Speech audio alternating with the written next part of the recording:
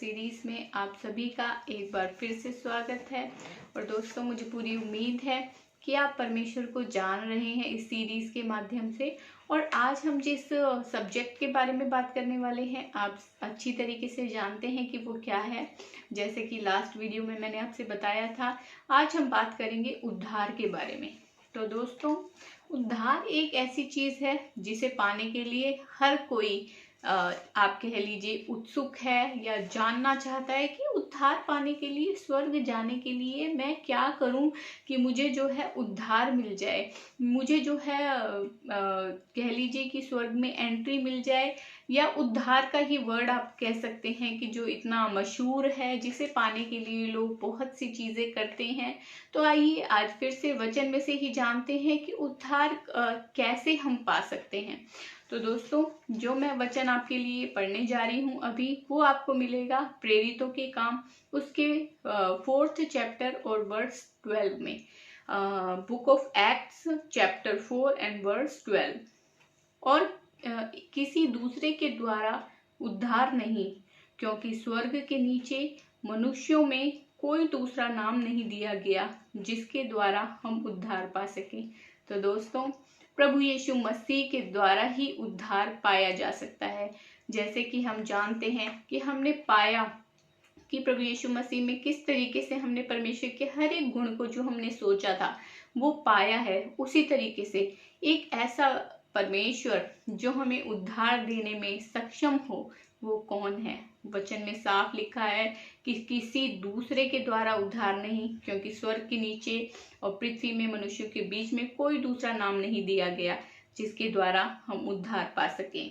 तो चलिए, कुछ और वचन है जो है परमेश्वर के वचन में से हम पढ़ लेते हैं। और दूसरा वचन जो मैं आपके लिए पढ़ने जा रही हूँ वो आपको मिलेगा यूहन्ना की पुस्तक उसके 5वें अध्याय और उसके वर्स 24 में। Book of John chapter 5 and verse 24।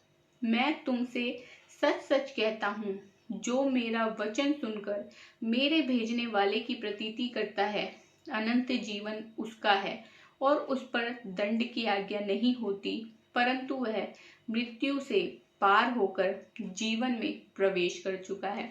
तो दोस्तों, प्रभु यीशु मसीह के वचन में साफ साफ लिखा है कि जो मेरे भेजने वाले पर विश्वास करता है और उसी का जो है अनंत जीवन है और उसके ऊपर दंड की आज्ञा नहीं होती, परंतु वह मृत्यु से पार होकर जीवन में प्रवेश कर चुका है। तो दोस्तों, क्या आप जानते हैं, मैंने आपसे पहले भी बताया है कि एक सर्वे में पता चला है कि दुनिया में सबसे बढ़कर जो डर है वो कौन सा है? वो है मृत्यु का डर। क्योंकि मृत्यु का एक ऐसी चीज है, मौत एक ऐसी चीज है जिसके बारे में लोग जानना चाहते हैं कि क्या है, मतलब क्या होने वाला है हमारा यहाँ से जाने के बाद। तो ये दुनिया की बातें हैं दोस्तों, परंतु हमारे परमेश्वर का धन्यवाद हो जो कोई सस्पेंस नहीं रखता, पर हर एक सस्पेंस को क्लियर करता है। क्योंकि वचन में साफ लिखा है कि यहाँ से जब हम जाने वाले हो सकेंगे, जब इस संसार में हम अपनी आंखों को बंद करेंगे तो हम परमेश्वर की उपस्थिति में होंगे। तो दोस्तों, ये वचन से ही हमें मिल रहा है जो हम पढ़ रहे हैं।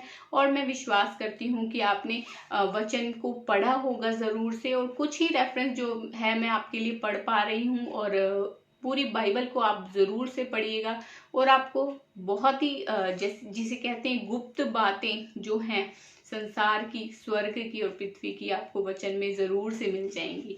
तो दोस्तों, ये हमारे प्रभु यीशु मसीह का वचन है जो जीवन देने वाला है। जैसे वचन में लिखा है कि वो अनंत जीवन देने के लिए आया। कुछ लोग अगर हो सकता है कि इसको इस तरीके से इंटरप्रेट करते हैं कि क्या विश्वास करने से अनंत जीवन का क्या मतलब है, कि क्या हम इस दुनिया से जाने वाले नहीं हैं? नहीं दोस्तों, अनंत जीवन का मतलब ये नहीं है। इंसान मिट्टी है, मिट्टी में ज़रूर से मिलेगा, लेकिन मिट्टी में मिलने के बाद उसकी कहानी ख़त्म नहीं होती दोस्तों, पर उसकी कहानी फिर से शुरू होगी और वो यहाँ पर आंखें बंद करने के बाद स्वर्ग में परमेश्वर की उपस्थिति में फिर से पहुँचेगा। तो दोस्तों, एक और वचन है जो मैं आपके साथ में बांटूंगी, जो आपको मिलेगा प्रकाशित वाक्य की पुस्तक उसके पहले अध्याय और 18वें पद में। यहाँ कुछ ऐसा लिखा है, मैं मर गया था और अब देख मैं युगानुयुग जीवता हूँ और मृत्यु और अधोलोक की कुंजियां मेरे ही पास हैं। आमीन।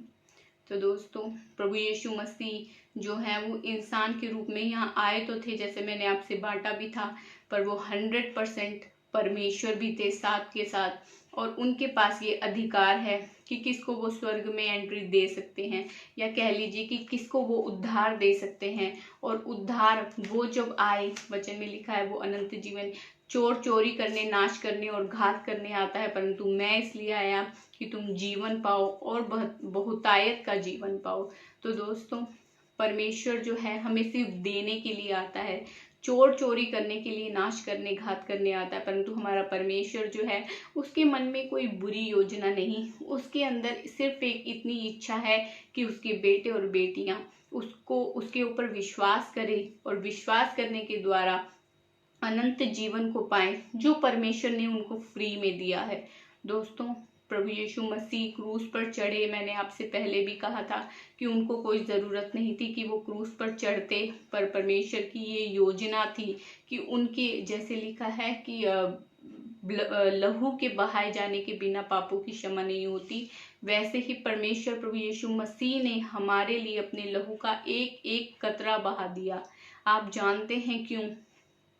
आप जानते हैं, जैसे मैंने बताया था कि प्रभु यीशु मसीह इतने पवित्र थे कि उनके लहू का एक कतरा इस पूरी मानव जाति के पापों की क्षमा के लिए काफी था, परंतु उन्हें क्या जरूरत पड़ी थी अपने लहू के एक एक कतरे को बहाने की।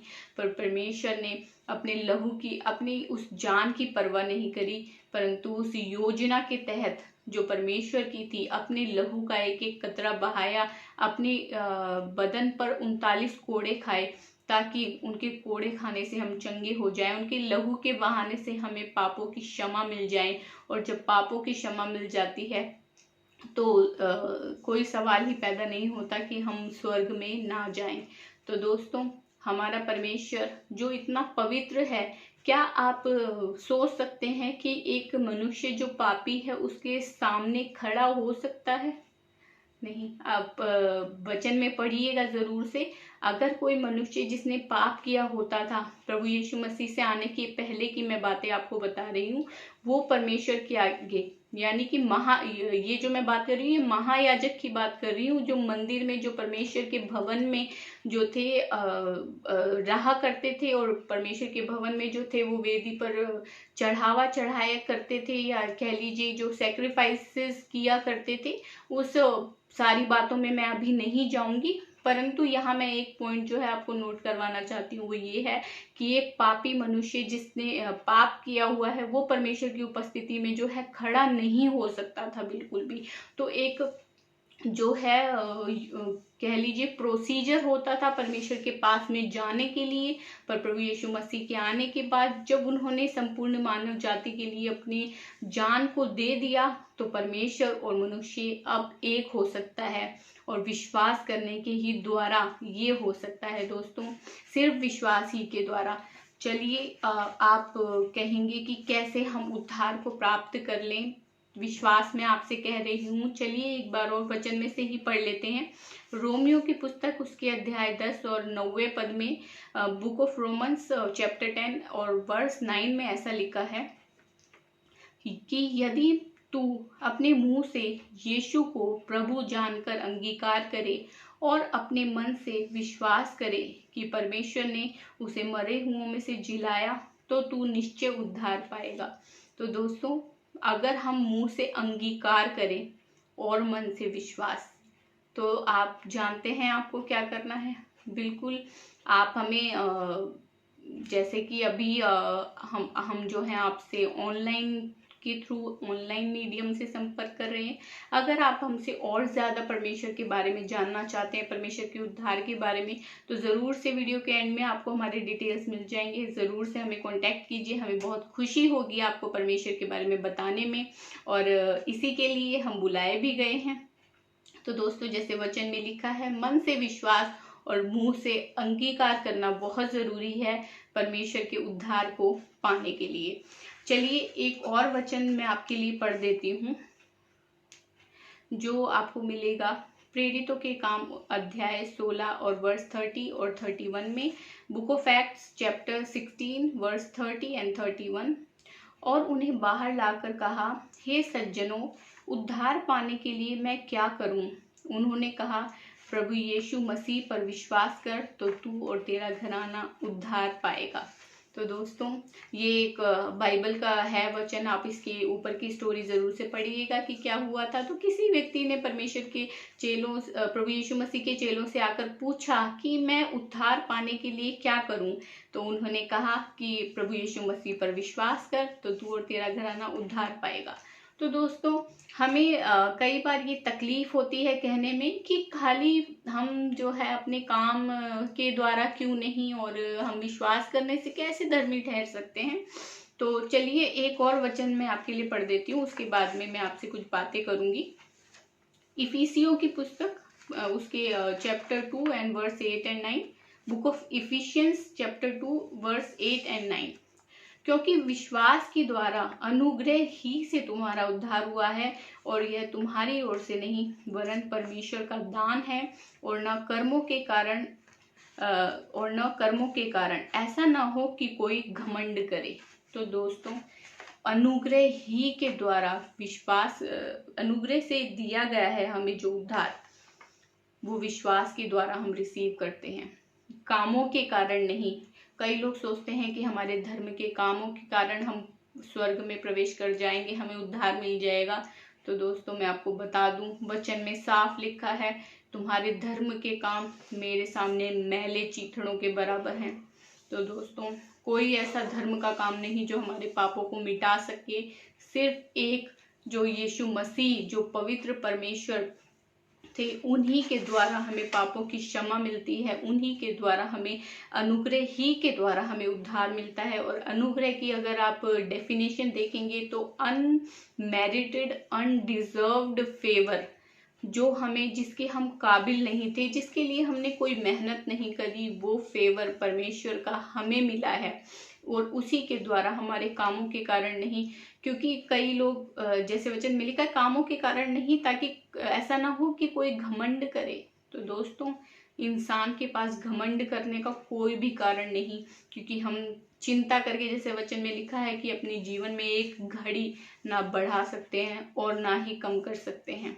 तो परमेश्वर को जो है, हम सारा आदर और महिमा उन्हीं को देते हैं, क्योंकि वचन में लिखा है कि मैं अपनी महिमा किसी को नहीं देता। तो दोस्तों, हमारा परमेश्वर एक ही है जो सारे आदर और महिमा के योग्य है, और उसी के द्वारा हमें जो है उद्धार मिला है, और ये परमेश्वर का फ्री दिया हुआ गिफ्ट है। इसको अर्न करने के लिए हमें बहुत ज़्यादा मेहनत करने की ज़रूरत नहीं, परंतु सिर्फ विश्वास करने की ज़रूरत है, मन से विश्वास और मुंह से अंगीकार करने की ज़रूरत है। तो ज़रूर से हम परमेश्वर के साथ जो हैं, इस दुनिया से जाने के बाद ज़रूर से उनके साथ हम होंगे।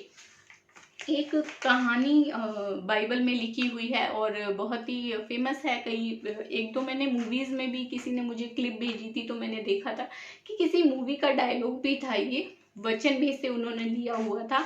और वचन में प्रभु यीशु मसीह ने कहा कि एक धनी व्यक्ति के स्वर्ग के राज्य में प्रवेश करने से एक ऊंट का सुई के नाके में से गुजर जाना ज़्यादा सरल है। तो दोस्तों, बाइबल में एक स्टोरी है, मत्ती की पुस्तक उसके 19 अध्याय के लास्ट पार्ट में कहीं 23-20 के अराउंड एक स्टोरी आपको मिलेगी, वो आप पढ़ सकते हैं ज़रूर से, जिसमें कि एक धनी मनुष्य ने प्रभु यीशु मसीह से कहा कि स्वर्ग के राज्य में जाने के लिए, उद्धार पाने के लिए मैं क्या करूं? और प्रभु ने उन्हें कहा कि तू अपनी संपत्ति जो है बेच के कंगालों को दान दे दे तो तू उद्धार पा लेगा।